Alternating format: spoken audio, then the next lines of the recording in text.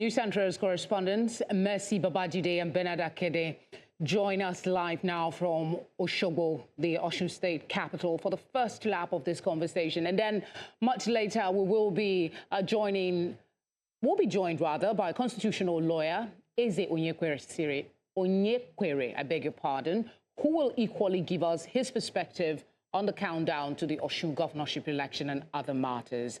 Mercy and Bernard, thank you for being here. Mercy, so much has happened in Osun over the past 24 hours, from the president's directive to unfreeze the state's accounts to intensified political activities. What is the mood like in Osogbo, and how are residents reacting?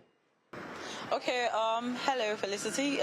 We got a couple of persons to speak with, and everyone is excited. And apart from even residents here, you would see that Bayo Nanuga, of course, made the tweet on X reacting to the fact that the president has called Governor Bola Tinubu, and then the superstar David also, of course, confirmed that, yes, he was there live when the president made the call to the governor. But aside from that, people in Osun State are equally excited. The bone of contention is the fact that most of these people do not even know why EFCC actually placed a ban on these accounts, and they were saying, oh, they feel like it is, of course, political.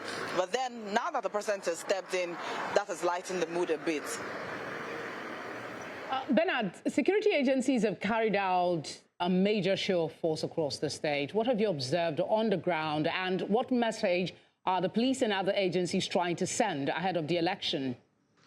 Felicity, good evening. Yes, security agencies have been spreading across the state, particularly Osogbo, the state capital. Even upon our arrival yesterday, as we were getting into the state capital, you could see some stop and searching going on by some security operatives. Also, because there were several rallies today, particularly by the two major parties, the ruling party and the major opposition party, you could see the presence of security. I wouldn't say heavy security, but I would say adequate security to ensure that these rallies were not hijacked or overtaken by unscrupulous elements like police or like security operatives would like to use such language.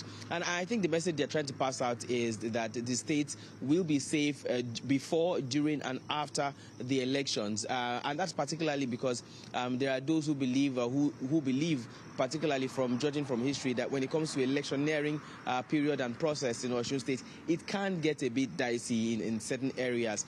So the police is trying to ensure that security and safety is on the front burner when it comes to the election, and trying to put the minds of residents and citizens of Osun State at rest come the elections on the 15th of August.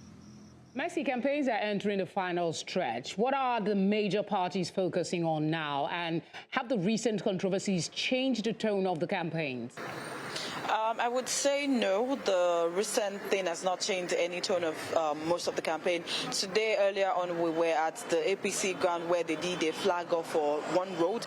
That is the Iwo Road to Ibadan, leading from Osogbo to Ibadan. And of course, Governor Bola Tinubu did a flag off of another road, I beg your pardon, at Okeila. I don't know if I got that road correct. So it feels like there is a competition. And like I said earlier on, I noted that the major place that was used for the campaign for Accord Party, you could see like it felt like a battle of which of the campaign would have the biggest billboard there. But then right under the APC campaign billboard was where the Accord Party did their last campaign, and then to just a little bit to the left, I think there was the Accord Party's billboard there, even though it was smaller. So I feel like there's still the battle going on. You could feel like, yes, the election is in 9 days, and it's a survival of the fittest for all of these major parties. Bernard, beyond the heightened security presence, have there been any incidents or emerging flashpoints that authorities and election observers are monitoring?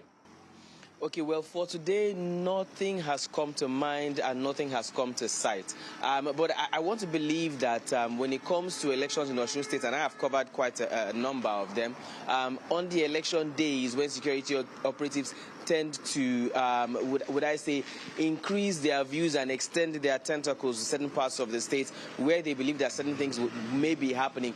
But based on what we have seen on ground, I would want to think that largely what most of the security operatives on ground will be looking at, one, will be electoral violence that may come in different forms, and then secondly will be vote buying.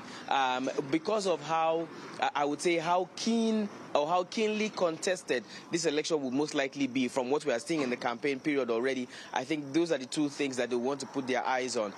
Again, electoral violence, as it may come in different shades, and of course, vote buying, because, well, the parties, particularly the two key players in this election, have their hands on, or like we say, their fingers on the pulse of the people, wanting to ensure that their supporters make utmost use of this period and that they get as many votes as they can. So I think these will be the, the areas that security operators would have their eyes on. Bernard and Mercy, thank you very much for your coverage so far.